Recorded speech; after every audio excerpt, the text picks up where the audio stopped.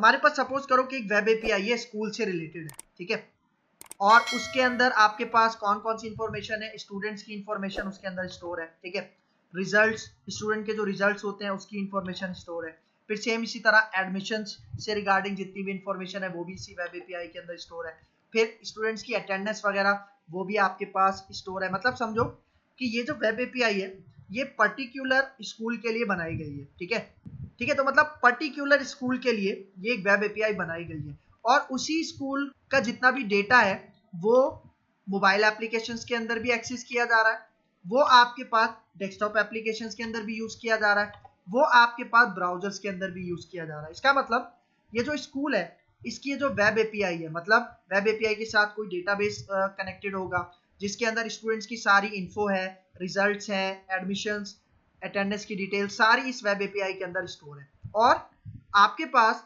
वो जो web API है वो मोबाइल एप्लीकेशन से भी कनेक्ट हो सकता है। इसका मतलब कि जो आपका स्कूल है उनकी मोबाइल एप्लीकेशन भी है, ठीक है, मतलब जो स्टूडेंट्स हैं, जो टीचर्स हैं, वो डेटा एक्सेस कर सकते हैं अपने मोबाइल फोन को यूज करके, ठीक है, या वेब ब्राउजर्स को यूज करके एक्सेस कर सकते हैं, या फिर वही डेटा स्कूल के एम्प्लॉयज अपनी डेस्कटॉप एप्लीकेशन के अंदर भी एक्सेस कर सकते हैं, ठीक है, और डेस्कटॉप एप्लीकेशन को यूज करके वेब एपीआई के अंदर डेटा स्टोर भी करवा सकते हैं, अपडेट भी करवा सकते हैं, डिलीट भी करवा सकते हैं, ठीक है।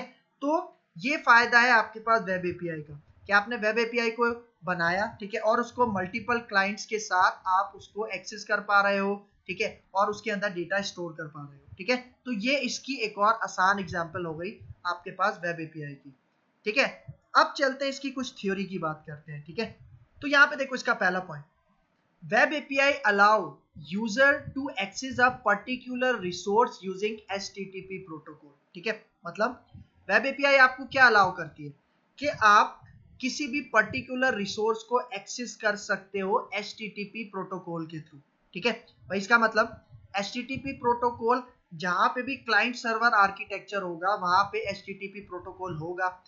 तो इसका मतलब अगर वेब एपीआई के थ्रू मुझे किसी भी रिसोर्स को एक्सेस करना है तो मैं HTTP प्रोटोकॉल और उनकी वर्ब्स को यूज करूंगा, उनके मेथड्स को यूज करूंगा, ठीक है, मतलब गेट को यूज कर लिया, पोस्ट को यूज कर लिया, ठीक है। और फिर ये रिसोर्सेज होती क्या है, मैंने आपको बताया कि रिसोर्सेज आपके पास कोई डेटा हो सकता है, ठीक है, कोई एंटिटी का डेटा हो सकता है, जिस तरह आपके पास स्टूडेंट हो गया, टीचर हो गया, एम्प्लॉय हो गया, फिर कुछ इमेजेस हो सकती हैं, ठीक है, कोई भी डेटा हो सकता है, कोई भी डॉक्यूमेंट्स हो सकते हैं, ठीक है। तो ये सारी रिसोर्सेज जिनको हम अपनी वेब एपीआई के अंदर से एक्सेस करते हैं, कौन से प्रोटोकॉल को यूज करके, HTTP प्रोटोकॉल को यूज करके, ठीक है। फिर second point, we can build web API using different technologies like .NET, ठीक है, मतलब .NET को यूज करके भी हम वेब एपीआई बना सकते हैं, PHP जो कि वेब टेक्नोलॉजी है, जावा के थ्रू भी वेब का काम करते हैं, पाइथन हो गया, और बहुत सारी टेक्नोलॉजीज हैं जिनको यूज करके हम वेब एपीआई बना सकते हैं। मतलब जरूरी नहीं है कि ASP.NET को यूज करके ही वेब एपीआई बनाएं, और भी डिफरेंट टेक्नोलॉजीज को यूज करके हम वेब एपीआई बना सकते हैं, ठीक है।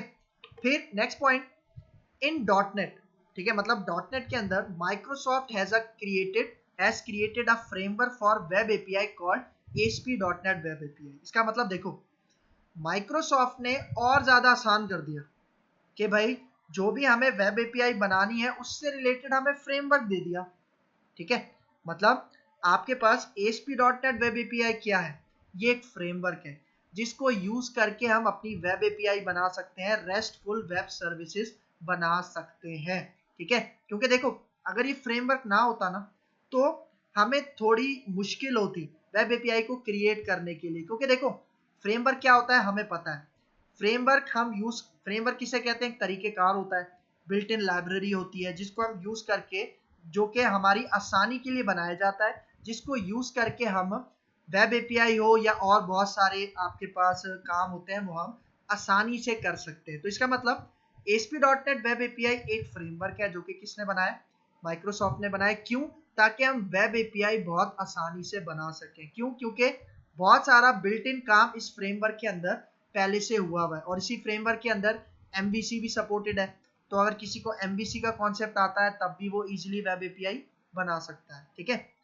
फिर अगला point, ASP.NET web API is a framework, वही बात आ गई, ASP.NET वेब एपीआई क्या, एक फ्रेमवर्क है that makes it easy to build HTTP web services, जिसको हम रेस्टफुल HTTP सर्विसेज भी कहते हैं। ठीक है, मतलब ASP.NET ने आपको एक फ्रेमवर्क प्रोवाइड कर दिया जिसका पूरा नाम क्या है, ASP.NET वेब API। तो इसको यूज करके आपको HTTP बेस्ड वेब सर्विसेज बनाना, वेब APIs बनाना, रेस्टफुल सर्विसेज बनाना बहुत ज्यादा आसान हो चुका है। ठीक है, तो ये इसका फायदा है। फिर वही बात, ASP.NET वेब API आपको प्रोवाइड किसने किया है, .NET फ्रेमवर्क, और .NET फ्रेमवर्क के अंदर आपके पास ये ASP.NET वेब API एक फ्रेमवर्क आ जाता है। ठीक है, और ये दोनों चीजें किसकी हैं, माइक्रोसॉफ्ट की हैं, जो कि इसकी कंपनी है। ठीक है, फिर इसके बाद अगला point, that web services reaches a broad range of clients including browsers, mobile applications, desktop applications and IoTs। मतलब वो जो मैं वेब सर्विसेज बनाऊंगा, वो जो मैं वेब API बनाऊंगा ASP.NET के अंदर, वो एक वसी तादाद के क्लाइंट्स में हम यूज कर सकते हैं। वसी तादाद मतलब एक ब्रॉड रेंज है। ठीक है, क्लाइंट्स की ब्रॉड रेंज है, मतलब वेब सर्विस एक ही है लेकिन क्लाइंट्स आपके पास बहुत सारे हैं, डिफरेंट टाइप के आपके पास क्लाइंट्स है। फॉर एग्जांपल ब्राउजर एक कंप्लीटली चेंज है, मोबाइल एप्लीकेशन बिल्कुल डिफरेंट है, डेस्कटॉप एप्लीकेशन, IoT ये बिल्कुल डिफरेंट और बिल्कुल अलग अलग आपके पास क्लाइंट्स है। लेकिन ये सारा डेटा कहां से एक्सेस कर सकते हैं, वेब सर्विसेज से, वेब API से डेटा एक्सेस कर सकते हैं। ठीक है, तो ये इसका सबसे बड़ा बेनिफिट है।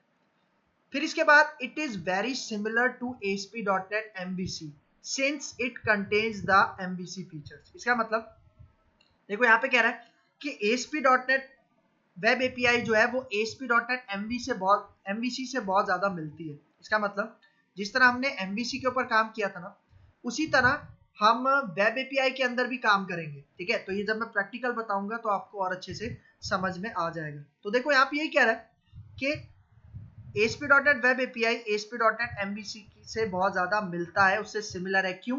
क्योंकि इसके अंदर MVC के फीचर्स भी आपके पास मौजूद होते हैं। इसका मतलब MVC के फीचर्स को यूज करके मैं वेब API को इंप्लीमेंट कर सकता हूं, बना सकता हूं। ठीक है, फिर देखो, अब देखो यहाँ पे क्या कह रहा है, web API is a programming interface. ठीक है, वेब API को एक प्रोग्रामिंग इंटरफेस कहा जा रहा है, एप्लीकेशन कहा जा रहा है, दैट प्रोवाइड्स कम्युनिकेशन और इंटरेक्शन बिटवीन सॉफ्टवेयर एप्लीकेशन। ठीक है, इसका मतलब जिस तरह मैंने अभी आपको बताया कि मैं स्कूल के लिए एक वेब API बना रहा हूँ, अब उसी वेब API को मुझे डिफरेंट सॉफ्टवेयर एप्लीकेशन के अंदर चलाना है, मुझे मोबाइल एप्लीकेशन के सॉफ्टवेयर में भी चलाना है, मुझे डेस्कटॉप एप्लीकेशन के सॉफ्टवेयर के अंदर भी चलाना है, मुझे ब्राउजर के अंदर भी किसी वेब के ऊपर चलाना है। तो मैं एक वेब API बनाऊंगा जो कि मेरे डिफरेंट सॉफ्टवेयर एप्लीकेशंस के दरमियान कम्युनिकेट हो सकेगी, इंटरैक्ट हो सकेगी। तो ये फायदा है किसका, वेब API का। फिर यहाँ पे देखो, web API is often used to provide an interface for websites and client applications to have data access. मतलब वेब API क्या करता है, एक इंटरफेस प्रोवाइड करता है। देखो यूजर इंटरफेस की बात नहीं कर रहा, एक ऐसा इंटरफेस है जो मैं अपनी डिफरेंट वेबसाइट्स के अंदर एक्सेस कर सकता हूं और अपने डिफरेंट क्लाइंट एप्लीकेशंस के अंदर एक्सेस कर सकता हूं। क्यों? ताकि मुझे अपने डेटा को एक्सेस करना है। कौन सा डेटा? जो हमें वेब API प्रोवाइड करता है। ठीक है, फिर देखो, web APIs can be used to access data from a database and save data back to the database. ठीक है, वही बात आ गई, मैंने क्या बताया था, वेब APIs के साथ डेटाबेसेस कनेक्टेड होते हैं। ठीक है, तो देखो वेब API के साथ जो डेटाबेस कनेक्टेड है वो एक ही सिंगल डेटाबेस है।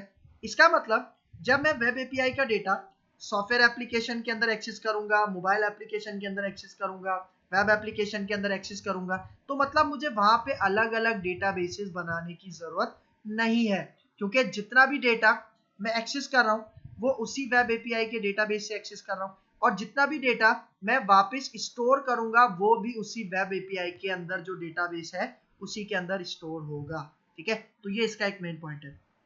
अब आ जाओ, व्हाट इज रेस्टफुल सर्विसेज। मैंने आपको बताया था कि रेस्ट हमारे पास एक आर्किटेक्चरल पैटर्न है जिसको यूज करके हम वेब API को, वेब सर्विसेज को इंप्लीमेंट करते हैं, बनाते हैं। तो इसको समझना बहुत ज्यादा जरूरी है। ठीक है, तो यहाँ पे देखो, ये जो रेस्ट है इसकी फुल फॉर्म क्या है, रिप्रेजेंटेशनल स्टेट ट्रांसफर। ठीक है, ये तो इसकी फुल फॉर्म हो गई।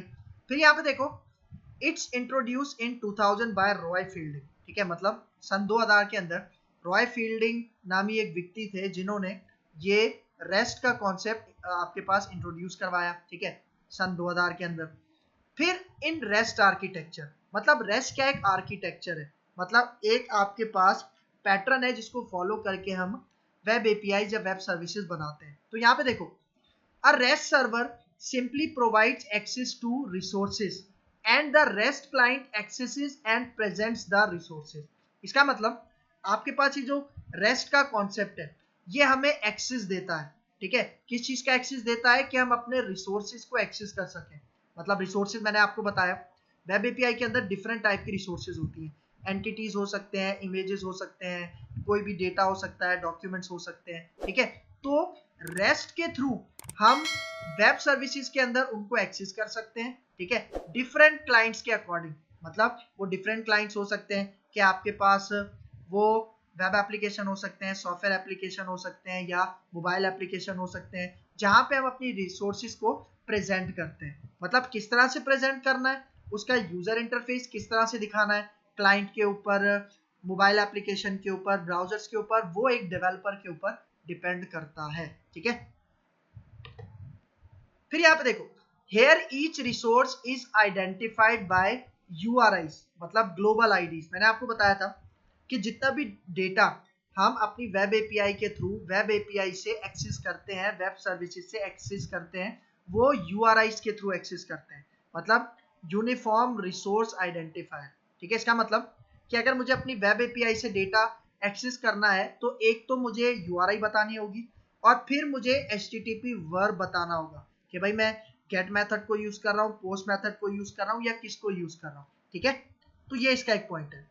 फिर यहाँ पे देखो रिसोर्स, ये जो मैंने आपको बताया कि रिसोर्स हम कहाँ से एक्सेस करते हैं, अपनी वेब एपीआई से एक्सेस करते हैं, क्लाइंट में एक्सेस कर सकते हैं उन रिसोर्सेज को, हम डेस्कटॉप एप्लीकेशन में एक्सेस कर सकते हैं, मोबाइल एप्लीकेशन में एक्सेस कर सकते हैं। तो वो जो रिसोर्स हम एक्सेस करना चाह रहे हैं वो बेसिकली है क्या, वो आपके पास एक इंफॉर्मेशन है जिसका कोई नाम होता है, जैसे कि इमेजेस हो गई, इमेजेस को एक्सेस करना चाह रहे हैं, एंटिटीज को एक्सेस करना चाह रहे हैं, ठीक है, जिस तरह कस्टमर का डेटा हो गया, क्लाइंट का हो गया, आपके पास स्टूडेंट का हो गया, एम्प्लॉयज का हो गया, या फिर डॉक्यूमेंट्स हो गए और एक्सेट्रा। मतलब बहुत सारी रिसोर्सेज हो सकते हैं, ठीक है, बहुत डिफरेंट टाइप्स के रिसोर्सेज हो सकते हैं जिसको हम अपनी वेब एपीआई के अंदर कैप्चर करके रखते हैं, ठीक है।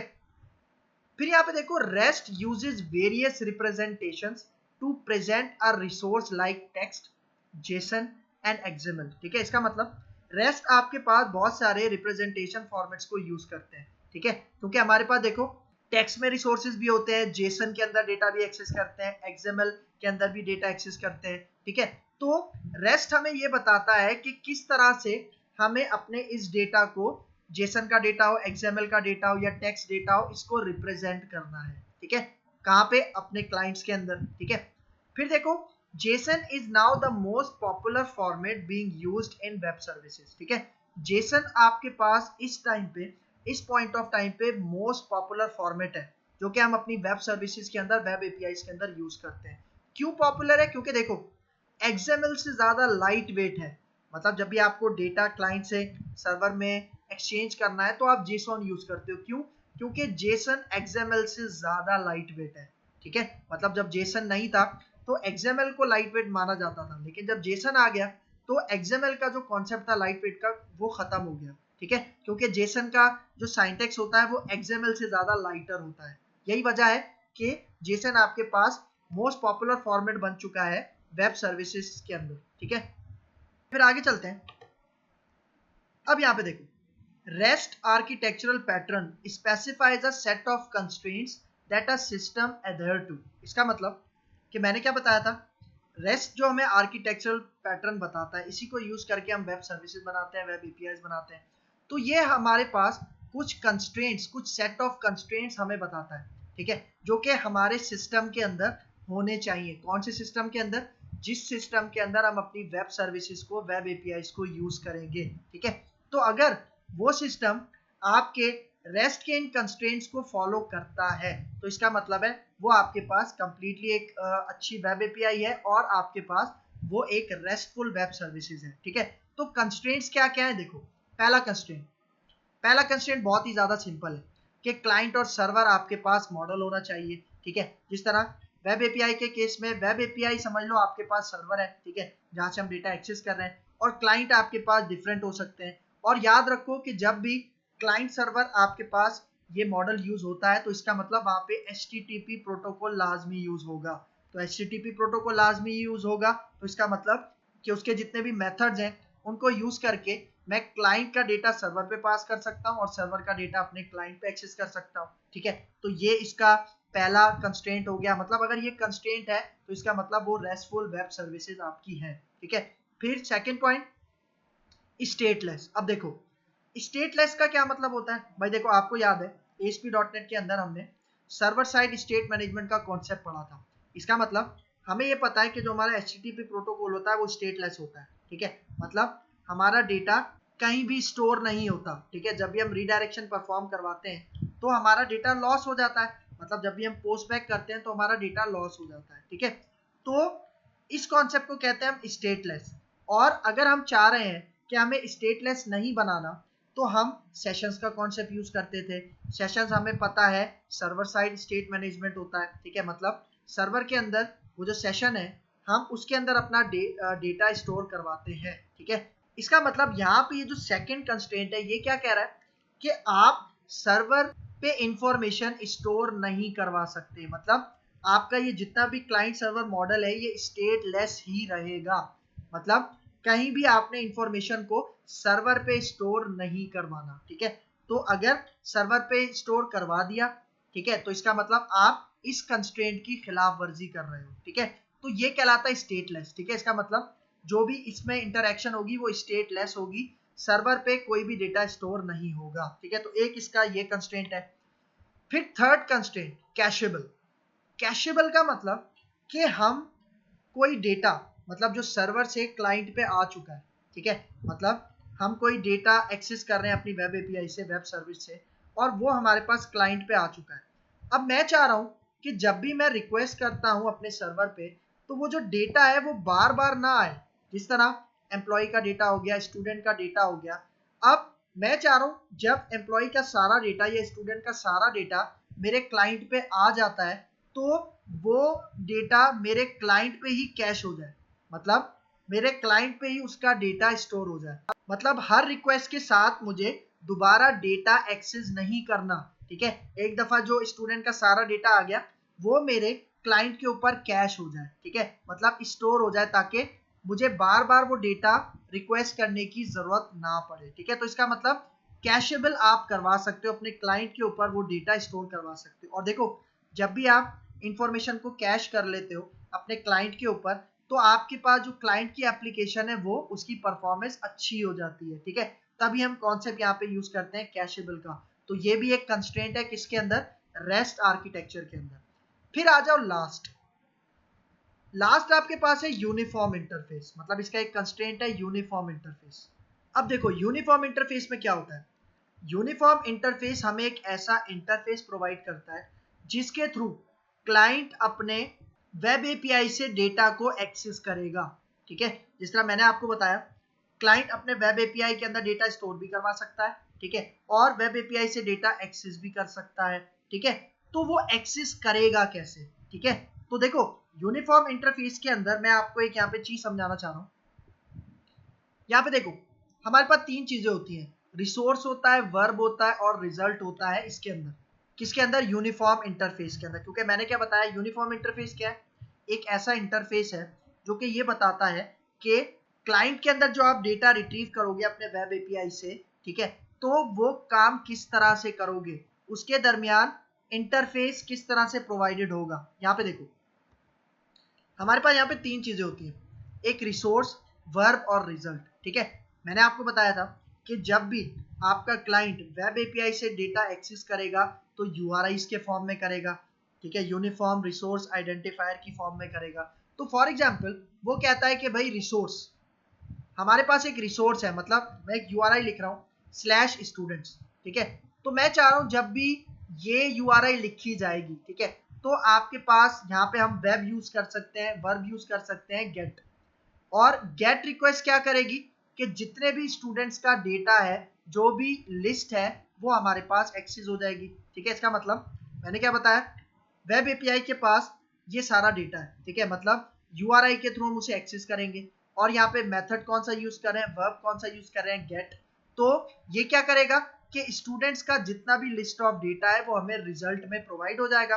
अब उस डेटा को मैं अपने क्लाइंट में कैसे प्रेजेंट करवाना चाह रहा हूँ, ठीक है। चाहे मेरे पास मोबाइल एप्लीकेशन क्लाइंट है, डेस्कटॉप एप्लीकेशन क्लाइंट है, तो मैं उस लिस्ट ऑफ स्टूडेंट्स को किस तरह से प्रेजेंट करवाना चाह रहा हूँ वो मेरे ऊपर डिपेंड करता है, ठीक है। तो देखो ये तो हो गया गेट। अच्छा, फिर हमारे पास दूसरा होता है कि अगर स्टूडेंट्स के साथ, मतलब ये एक URI है, स्टूडेंट्स के आगे वन लगा हुआ है, इसका मतलब मैं यहाँ पे भी मैं गेट वर्ब यूज कर रहा हूँ। तो इन दोनों में डिफरेंस क्या हुआ, देखो इनमें डिफरेंस ये है कि इसके आगे वन लगा हुआ है। वन का मतलब कि गेट्स स्टूडेंट विद ID 1, मतलब आपके पास अगर ये वाला URI आप टाइप करोगे, ठीक है, तो क्या होगा, तो वो आपको स्टूडेंट्स का सारा डेटा, जितनी भी लिस्ट थी वो सारा डेटा आपको एक्सेस करके देगा, ठीक है। और वर्ब कौन सा यूज करेगा, मेथड कौन सा यूज करेगा, गेट। लेकिन यहाँ पे देखो, यहाँ पे मैं अपने URI के अंदर क्लाइंट से क्या पास कर रहा हूँ, वन पास कर रहा हूँ। अब ये वन किसी टेक्स्ट बॉक्स से भी आ सकता है, ठीक है, क्लाइंट के पास से। तो जब मैंने वन टाइप किया तो इसका मतलब मैं कह रहा हूँ कि भाई जिस स्टूडेंट की ID 1 है उसका डेटा मुझे गेट करके दो, ठीक है। तो जब भी डेटा गेट करना है तो हम वर्ब कौन सा यूज करेंगे, गेट। चाहे आप सारा डेटा गेट करवाओ या आप किसी पर्टिकुलर ID का गेट करवाओ डेटा, ठीक है, तो गेट वर्ब यूज करेंगे। फिर उसके बाद स्टूडेंट्स, भाई मैं कह रहा हूं कि ये जो रिसोर्स है इसके अंदर मुझे डेटा इंसर्ट करवाना है, स्टूडेंट्स के अंदर कोई डेटा स्टोर करवाना है, तो तब मैं यहाँ पे वर्ब यूज करूंगा पोस्ट, ठीक है। और पोस्ट मेथड को यूज करके, पोस्ट वर्ब को यूज करके मैं क्या करूंगा, एक न्यू स्टूडेंट क्रिएट करूंगा। क्रिएट का मतलब मैं एक न्यू स्टूडेंट इंसर्ट करूंगा अपनी इस रिसोर्स के अंदर, और ये रिसोर्स कहां से आ रही है, हमारी वेब एपीआई से आ रही है, ठीक है। ठीक है, फिर इसके बाद यहाँ पे देखो, यहाँ पे अब स्टूडेंट्स है, ठीक है, वही रिसोर्स है, और यहाँ पे अब मैं दोबारा वन पास कर रहा हूँ। लेकिन अब मैं यहाँ पे वर्ब यूज कर रहा हूँ, मेथड यूज कर रहा हूँ पुट। तो ये पुट हम क्यों यूज करते हैं, अगर हमें अपडेट करवाना है किसी स्टूडेंट को किसी पर्टिकुलर ID के थ्रू। अब वो पर्टिकुलर ID क्या है, वन है, ठीक है। और मैं कह रहा हूँ कि वन ID के ऊपर ये जो भी रिसोर्स है इसके अंदर वन ID को फाइंड करो और डेटा अपडेट कर दो, ठीक है। फिर इसी तरह यहाँ पे देखो, अब लास्ट है स्टूडेंट्स और उसके बाद यहाँ पे वन, और अब मैं कह रहा हूँ कि वन से जो भी डेटा है उसको डिलीट कर दो, ठीक है। मतलब यहाँ पे मैं क्या कह रहा हूँ, deletes student with ID is equal to 1, मतलब इस रिसोर्स के अंदर अगर वन ID है तो वहां से आप डेटा को डिलीट कर दो। क्यों, क्योंकि अब मैं वर्ब कौन सा यूज कर रहा हूँ, मेथड कौन सा यूज कर रहा हूँ, डिलीट। क्योंकि देखो हमें पता है कि जब भी हमें अपडेट करवाना होता है या डिलीट करवाना होता है तो हमें ID के थ्रू अपडेट या डिलीट करवाना होता है। तो तभी यहाँ पे देखो मैं URI इस तरह की यूज कर रहा हूँ, मतलब कि अगर ये रिसोर्स आपको मिलती है जिसके आगे यहाँ पे ID भी आ रही है तो आप पुट कर दो, मतलब अपडेट कर दो। और सेम इसी तरह अगर ये रिक्वेस्ट आपके पास दोबारा आ रही है तो आप इसको डिलीट कर सकते हो, ठीक है। और ये काम हम अकॉर्डिंग टू द कंडीशन करवा सकते हैं, ठीक है। तो देखो ये जितनी भी मैं आपको चीजें यहाँ पे समझा रहा हूँ इसको हम प्रैक्टिकली इंप्लीमेंट करेंगे, इन वर्ब्स को हम प्रैक्टिकली इंप्लीमेंट करेंगे। लेकिन एक बात आपको याद रखना है कि ये जो वर्ब्स हैं ये रेस्टफुल सर्विसेज के अंदर एक कंस्ट्रेंट के अंदर हम यूज करते हैं, और वो कंस्ट्रेंट आपके पास कौन सा होता है, ये यूनिफॉर्म इंटरफेस, ठीक है। ठीक है बेटा, तो ये हमारे पास इंट्रोडक्शन था किसका, ASP.NET वेब एपीआई का। अब आने वाले लेक्चर्स के अंदर हम देखेंगे कि इसको प्रैक्टिकली किस तरह से इंप्लीमेंट करेंगे। क्लियर है यहाँ तक?